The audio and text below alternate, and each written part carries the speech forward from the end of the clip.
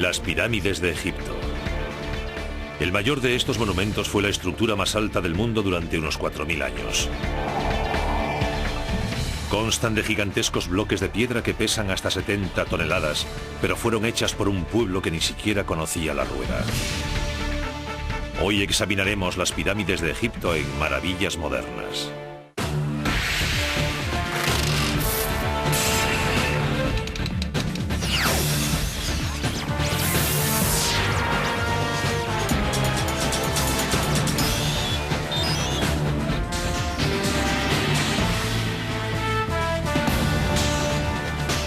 Las pirámides de Egipto.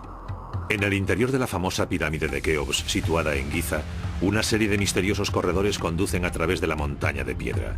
Pasando por una impresionante galería, el pasillo principal termina en una cámara forrada de granito en lo más profundo de la enorme estructura.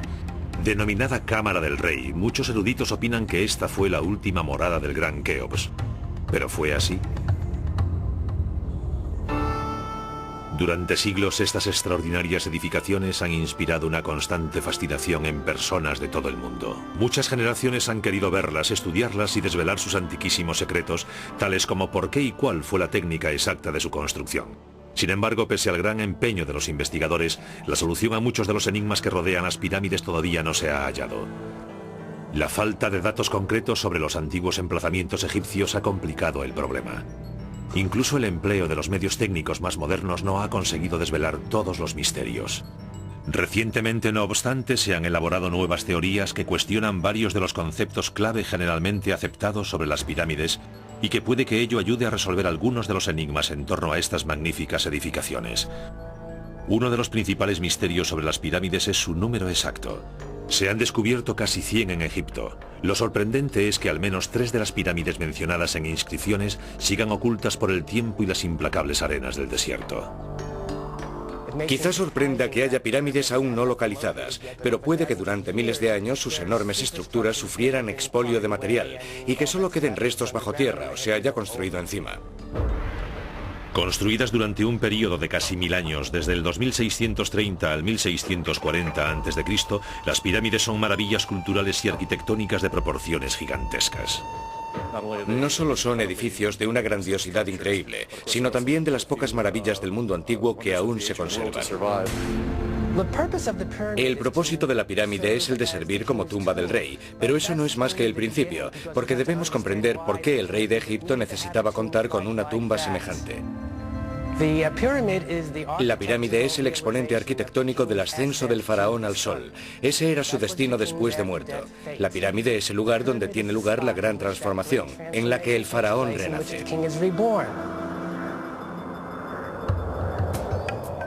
Un antiguo proverbio árabe reza: el hombre teme al tiempo, pero el tiempo teme a las pirámides.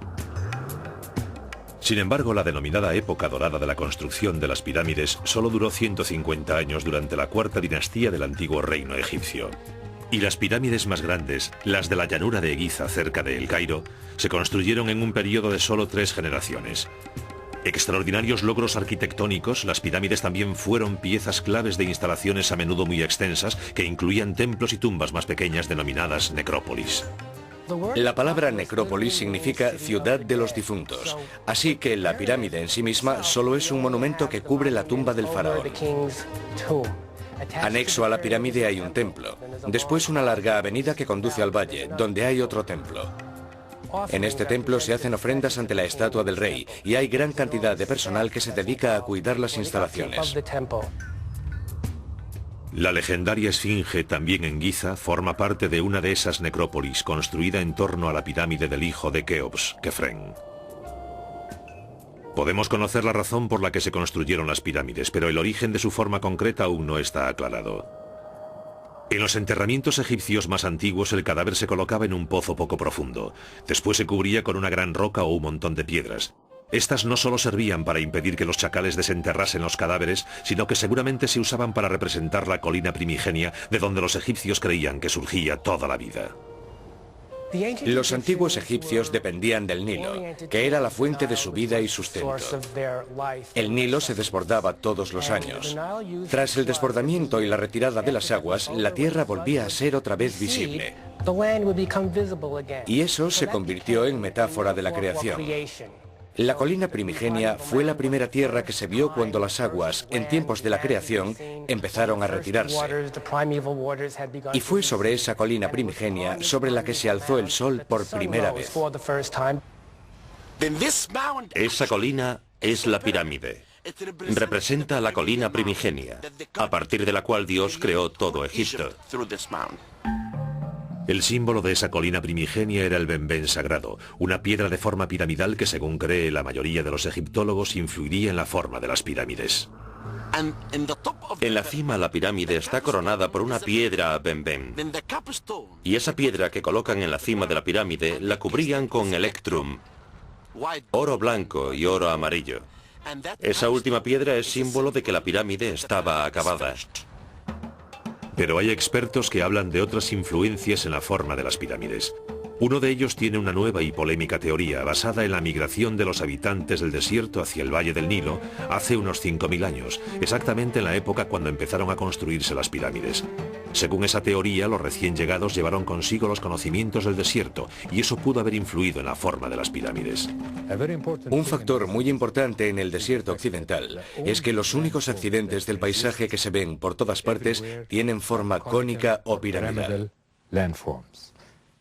Las colinas picudas son lo que más abunda en el paisaje. Aquí vemos unas formas cónicas en pleno desierto, a unos 480 kilómetros al oeste del Nilo. Los antiguos egipcios habrían visto estas formas y sentirían el impulso de dar esa configuración a sus estructuras, que se conservarían pese al azote del viento. Estas formas naturales pudieron ser, en mi opinión, las precursoras de las pirámides.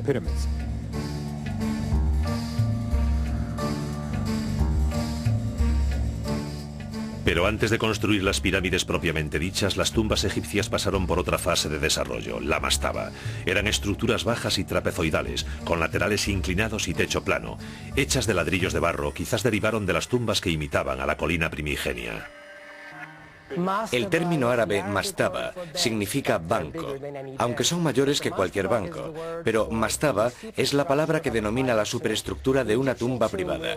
La tumba egipcia en realidad consta de dos partes. Hay una bajo tierra, que es la cámara mortuoria, y está la parte sobre la superficie, que podía practicarse en una colina o ser un monumento construido, como la mastaba. Con las mastabas los egipcios dieron los primeros pasos hacia la pirámide clásica. La siguiente etapa llegó en torno al 2630 a.C., durante la tercera dinastía, bajo el reinado del faraón Zoser, cuando el arquitecto de Zoser, Imhotep, empezó a construir la famosa pirámide escalonada de Saqqara. En la tercera dinastía, precedente de la cuarta, hubo un arquitecto genial llamado Imhotep. Él inició una revolución arquitectónica, pasando de construir con ladrillos de barro a la piedra caliza.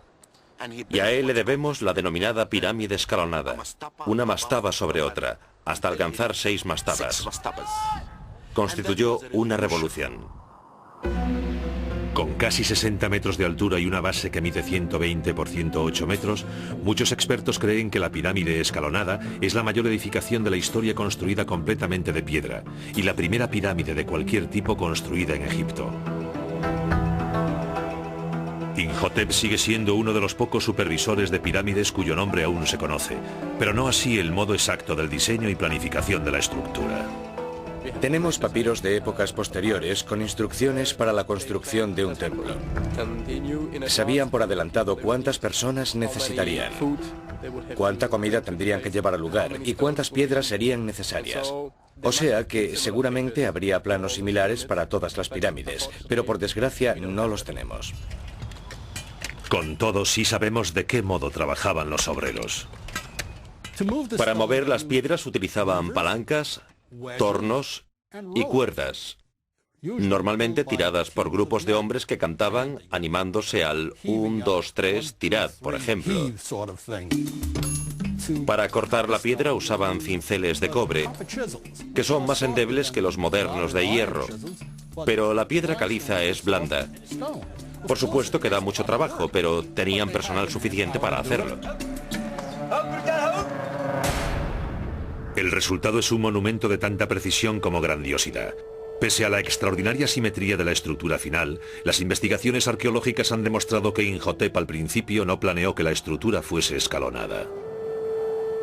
Empezó con la mastaba, después construyó otra mayor, y luego empezó a poner una sobre otra, como si fuese una escalera